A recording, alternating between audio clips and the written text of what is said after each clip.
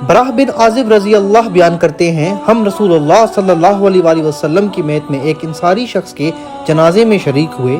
ہم قبر تک پہنچ گئے، ابھی اس کی لحد تیار نہیں ہوئی تھی۔ رسول اللہ صلی اللہ علیہ وسلم بیٹھ گئے تو ہم بھی آپ کے پاس بیٹھ گئے، گویا ہمارے سروں پر پرندے ہوں۔ آپ کے ہاتھ میں ایک لکڑی تھی جس سے آپ زمین کو رید رہے تھے۔ آپ صلی اللہ علیہ وسلم نے سر اوپر اٹھایا تو فرمایا، عذاب قبر سے اللہ کی پناہ طلب کرو۔ آپ نے 2 یا 3 بار ایسے فرمایا، پھر فرمایا، بندہ مومن جب دنیا سے رابطہ توڑ کر آخرت کی طرف متوجہ ہوتا ہے تو سورج کی طرح چمکتے دمکتے سفید چہروں والے فرشتے جنتی خوشبودار اور جنتی کفن لے کر اس کے پاس آتے ہیں، حتیٰ کہ وہ حد نظر تک اس کے پاس بیٹھ جاتے ہیں۔ پھر ملک الموت علیہ السلام تشریف لاتے ہیں کہ حتیٰ کہ وہ اس کے سر کے پاس بیٹھ کر کہتے ہیں، اے پاکیزہ روح، اللہ کی مغفرت اور اس کی رضامندی کی طرف چل۔ فرمایا، وہ ایسے نکلتی ہے جیسے مشکیزے سے پانی کا قطرہ نکلتا ہے۔ وہ اسے اخذ کر لیتا ہے۔ جب وہ اسے اخذ کر لیتا ہے تو وہ فرشتے اسے آنکھ جھپکنے کے برابر بھی اس کے پاس نہیں چھوڑتے، حتیٰ کہ وہ اس سے لے کر اس کفن اور اس خوشبو میں لپیٹ لیتے ہیں، اور پھر روئے زمین پر پائی جانے والی بہترین کستوری کی خوشبو سے نکلتی ہے۔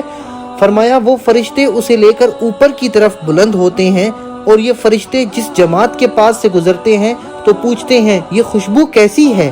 تو وہ اس کے دنیا کے ناموں میں سے بہترین نام لے کر بتاتے ہیں کہ یہ فلاں بن فلاں کی روح ہے، حتیٰ کہ وہ اسے لے کر آسمان دنیا تک پہنچ جاتے ہیں اور اس کے لیے دروازے کھولنے کی اجازت طلب کرتے ہیں تو وہ ان کے لیے کھول دیا جاتا ہے۔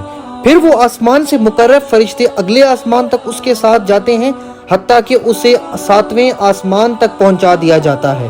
تو اللہ فرماتا ہے، میرے بندے کا نامہ اعمال علیین میں لکھ دو اور اسے واپس دنیا کی طرف لے جاؤ، کیونکہ میں نے انہیں اسی سے پیدا کیا، اسی میں انہیں لوٹاؤں گا اور دوبارہ پھر اسی سے انہیں نکالوں گا۔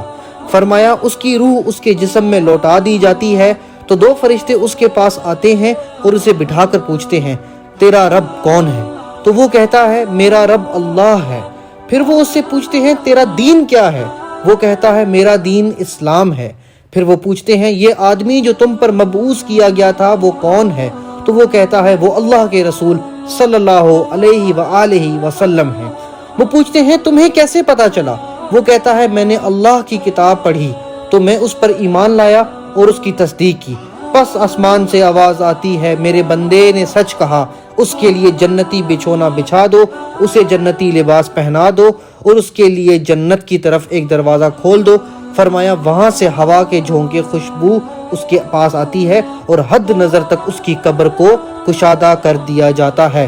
فرمایا، خوبصورت چہرے اور خوبصورت لباس اور بہترین خوشبو والا ایک شخص اس کے پاس آتا ہے تو وہ کہتا ہے، اس چیز سے خوش ہو جاؤ جو چیز تجھے خوش کر دے، یہ وہ دن ہے جس کا تجھ سے وعدہ کیا جاتا تھا۔ تو وہ اس سے پوچھتا ہے، تو کون ہے؟ تیرا چہرہ بھلائی لانے والا چہرہ ہے۔ وہ جواب دیتا ہے، میں تیرا عمل صالح ہوں۔ وہ کہتا ہے، میرے رب قیامت قائم فرما، میرے رب قیامت قائم فرما، حتیٰ کہ میں اپنے اہل و مال کی طرف چلا جاؤں۔ فرمایا، جب کافر دنیا سے رابطہ منقطع کر کے آخرت کی طرف توجہ کرتا ہے تو سیاہ چہرے والے فرشتے بالوں سے بنا ہوا ایک کمبل لے کر آسمان سے نازل ہوتے ہیں۔ وہ اس سے حد نظر کے فاصلے تک بیٹھ جاتے ہیں، پھر ملک الموت تشریف لاتے ہیں، حتیٰ کہ اس کے سر کے پاس بیٹھ جاتے ہیں تو کہتے ہیں، خبیث روح، اللہ کی ناراضی کی طرف چل۔ فرمایا، وہ اس کے جسد میں پھیل جاتی ہے تو وہ اس سے کھینچتا ہے جیسے لوہے کی سلاخ کو گیلے اون سے کھینچا جاتا ہے۔ وہ ملک الموت اسے اخذ کر لیتا ہے۔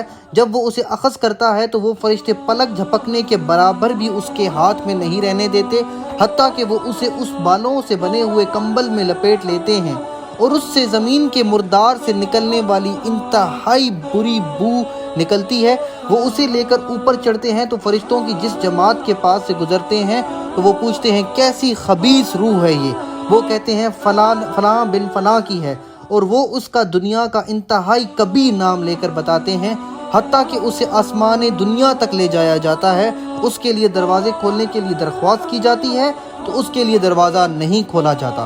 پھر رسول اللہ صلی اللہ علیہ وآلہ وسلم نے آیت تلاوت فرمائی، ان کے لیے آسمان کے دروازے نہیں کھولے جائیں گے اور وہ جنت میں بھی داخل نہیں ہوں گے حتیٰ کہ اونٹ سوئی کے سوراخ میں سے گزر جائے۔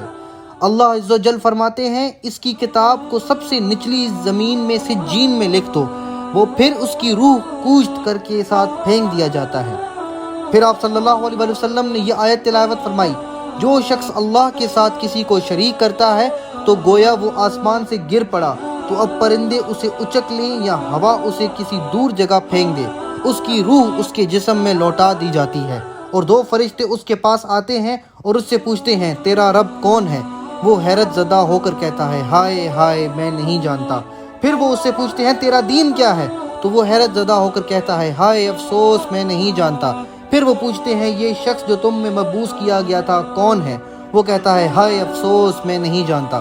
آسمان سے آواز آتی ہے، اس نے جھوٹ بولا ہے، اس کے لیے جہنم سے بچھونا بچھا دو اور اس کے لیے جہنم کی طرف ایک دروازہ کھول دو، وہاں سے گرمی اور گرم ہوا اسے آتی رہے گی اور اس کی قبر کو اس قدر تنگ کر دیا جائے گا کہ اس کی پسلیاں ایک دوسرے کے اندر داخل ہو جائیں گی، اور ایک کبھی چہرے والا شخص کبھی لباس اور انتہائی بدبودار حالت میں اس کے پاس آئے گا اور اس سے کہے گا، تمہیں ایسی چیزوں کی خوشخبری ہو جو تجھے غم زدہ کریں، یہ تیرا وہ دن ہے جس کا تجھ سے وعدہ کیا جاتا تھا۔